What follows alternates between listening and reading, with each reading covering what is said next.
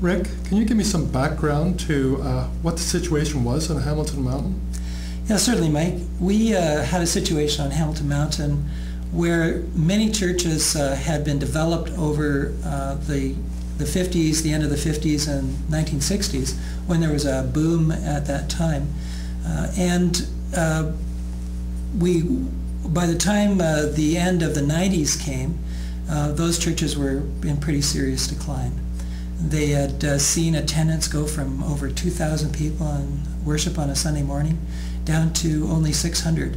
And so we had 6 churches that were really struggling in many ways. They were struggling with their membership. They were struggling attracting young people. They were struggling financially. There was $500,000 worth of debt spread over those 6 churches. And even though it was in a suburban area where there had been growth, the growth had not been favorable to the Anglican Church. There had been a lot of Roman Catholic schools built, and so the ethnic mix wasn't quite what it had been. And so they were in pretty desperate straits. And one of the real sad things about the situation is that everyone was suffering alone. The churches rarely spoke to each other. They were kind of embarrassed about the situation that they were in, so they were carrying those burdens alone. Sounds familiar, but also sounds very challenging. So how did you approach it?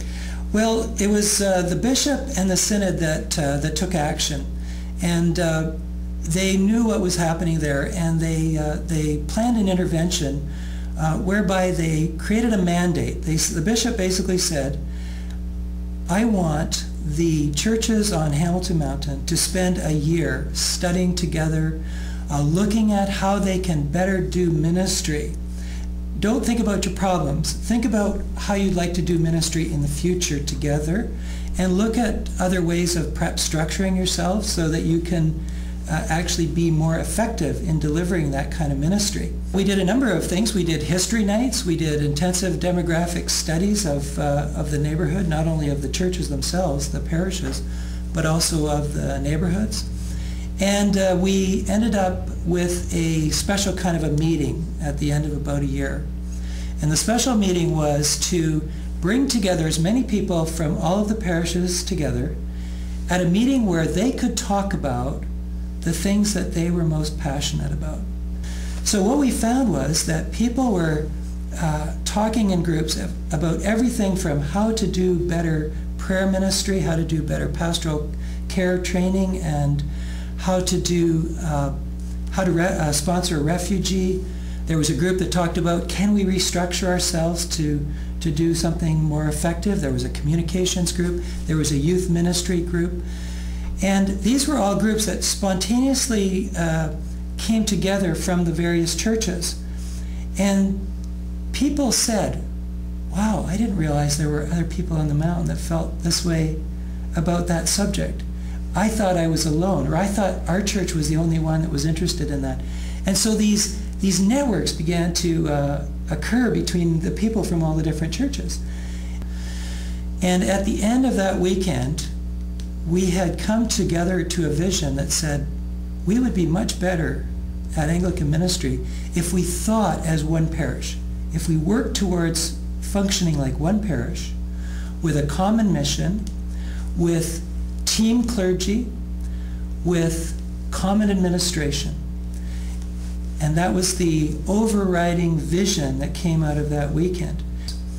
And after a year of working together, we decided that we really did like this way of doing things, and we covenanted together. About a year after the original meeting, the bishop came back. We had another group worship, and we all covenanted that we would become, as it were, a one parish, even though we kept our own identities.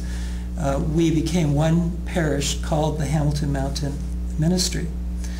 I'm pleased to tell you that those ministries continue. From a clergy person's point of view, it's wonderful not to have to worry about doing everything. You can focus on the things that you're interested in, and there are other clergy that are interested in different things. So we have one clergy person who's really interested in family and youth ministry. We have another clergy person who is interested in health and wholeness, and there's a parish nurse there working with that person. There's another person whose youth is the speciality for this person. And so the clergy are free to do the kinds of ministries that they feel passionate about, and they don't have to feel that they have to be all things for all people. And the various parishes work together to do programming as well. So one parish runs an alpha program and everybody sends people to it. Another one runs Living the Questions program, which is at the other end of the spectrum, as it were, and people go to that. So it's a very exciting way to be in ministry with others.